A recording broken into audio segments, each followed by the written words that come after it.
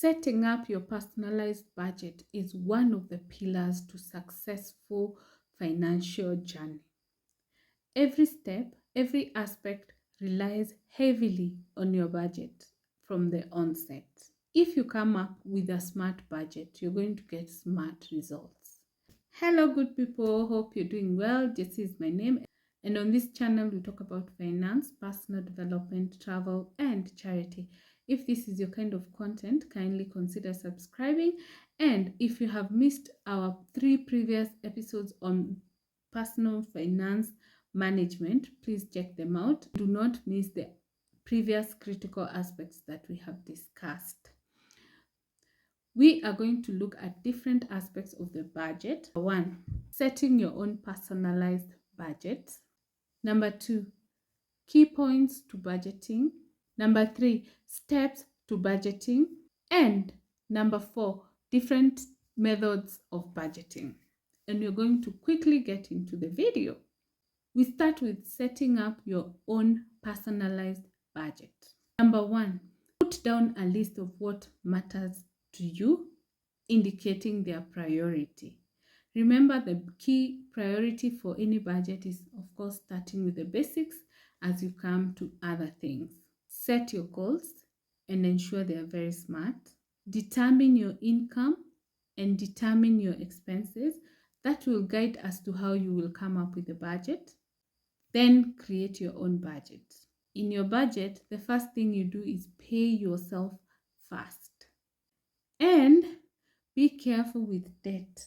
Do not finance your daily expenses with debt. Do not finance your life with debt.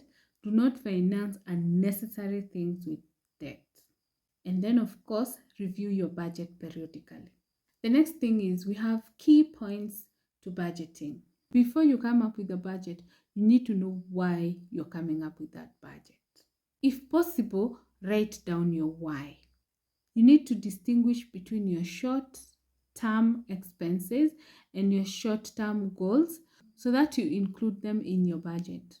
You need to distinguish between your short, medium, and long-term goals and prioritize them so that they are included in your budget. If you leave them out, then they will not be acted upon. Remember, we said you need to come up with a long-term strategy. So one of it needs to be financed. So you need to have them in your budget. Track your spending and create a solid budget. Your budget should be so strong that even if something shakes it, it will not be staggered for long, maybe like 1 or 2 months, and you're back to normal. Separate your fixed and variable expenses so that you have met your priorities, you have met your basics before you go to your other expenses. Plan a monthly budget. Have it written down. I know people say that you have them in your heart or at the top of your mind, but having it written down is the best thing. Try it and you let me know. The next thing we're going to talk about on budgeting is the different types of budgets. We have the traditional budget that you just compare your income and your expenses, nothing much. You're just meeting your expenses as expected. It is basically the difference between your income and expenses. Just the simplest way. When you're coming up with that budget, you calculate your different expenses, allocate them respectively, and look for ways to save and set individual goals. It doesn't have those specific medium, long, and short-term goals that you think through.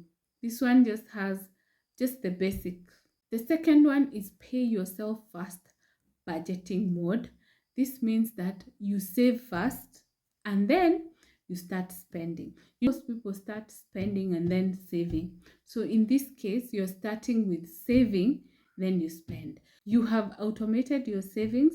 You're now left with money for spending. I think this is one of the best because it assures you that you have sorted your savings and now you're spending the difference, which is ideally not very common. And I feel I would want to try this one, by the way. I have automated my savings, but I don't feel like I do it the same way.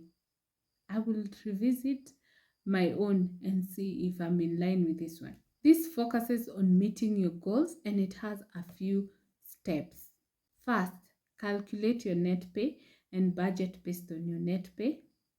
Your net pay is your gross pay minus deductions. Then create a budget. Then set your financial goals. Automate your savings. Subtract the saving and spend the balance. The third one is envelope. This is cash envelope. This is whereby you put your money in different envelopes and each envelope is labeled with a specific expense. If it is housing, it is entertainment, it is grocery, shopping, self-care. Every time you spend from that envelope, you deduct the money. That is actually one of the best ways because once you reduce, you note it there, maybe on the same envelope, that you had 500, you have spent 200, like that, like that. I don't know what I feel about it. I feel like it could be a bit tedious. It could be a bit tempting because you have the money there so you can spend it at whatever time. Leave a comment below if you have ever tried this cash envelope, especially for all your expenses. I know it works perfectly for groceries and the dailies, but when it comes to monthly, I feel like it can be a bit complicated. Leave a comment if you have ever tried or you would try this one. The next budgeting is 50-30-20 rule. 50 is for your essentials. 30 is for your discretionary. 20 is for your saving. And sometimes they say the 20 is for your saving plus investment. Leave a comment down below if you have ever tried this one. I would also love to learn the experience. And this is usually very important for someone who is starting to save because at least now it is part of your budget one and it creates that conscious aspect that you need to have it in mind that now your monthly expenses is specifically allocated to different things. The next budgeting is 80-20. 80 to your spending and 20 to your saving. I think what I've realized from the different budgets is 20% is the ideal percentage for saving. If you have not hit 20%, maybe you can start working on it now. It may sound a lot, but it is work in progress. The next one is having sub-savings account. This I feel also could be tedious, like the cash envelope system. Imagine you have 10 accounts for different things. You have housing, all of them. And then you're now going to your list. You check, this one is for the house, so I'm paying expenses from there. This one is for this one. I feel like it's a bit cumbersome. What do you think? But if it works for you, why not? The next one is 60% solution. This is an interesting one because 60% goes to your daily expenses, that is essential and discretionary. And then 40% is divided among the following. 1. Your retirement plan. 2. Short-term savings. 3. Long-term savings. Basically like saving for your dreams, for your big long-term goals. 4. Disposable income. And of course, 5. Any other saving that you may have, any other extra expense that is paying yourself. Remember, this one is a bit high from the perspective of the 40%, but you're paying yourself. There's nothing more fulfilling than putting something aside every month for yourself. The other one is a no budget. You basically don't come up with a budget. You just divide your income, how much you spend, and the savings. So you're not having a specific way of budgeting. You just know that I have a portion for saving, I have a portion for expenditure. I feel also like this is a bit random because you have not put yourself into a strict setup to ascertain how you're going to achieve your goals. Also leave a comment and tell and let me know what you feel about this one. I feel like it's a bit not well structured, especially if you don't have discipline, because that means you might find yourself budgeting for just the expenses with no saving.